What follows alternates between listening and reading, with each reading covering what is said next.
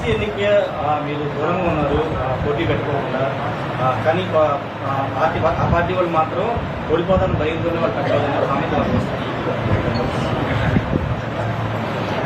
164 శాసనసభ్యులు గెలిచిన తర్వాత, ఇది ఎన్డీఏ కూటమి గెలిచిన తర్వాత కూడా వైకాపాకి బుద్ధి రాదు.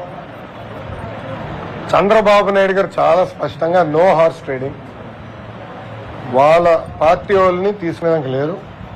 ఎవరైనా వచ్చి కూటమిలో చేరాలనుకుంటే రాజీనామా చేసి రావాల్సిందే అని చాలా స్పష్టంగా చెప్పారు.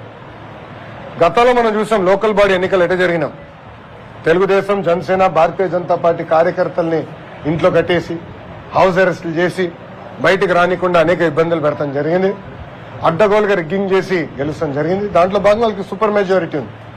సో చంద్రబాబు నాయుడు గారితో మేము అందరం చర్చించినప్పుడు, పార్టీలో చర్చించినప్పుడు చాలా స్పష్టంగా నో హార్స్ ట్రేడింగ్. నాకు ఒక ఎమ్మెల్సీ ముఖ్యం కాదు, చాలా క్లియర్గా ఉన్నాను.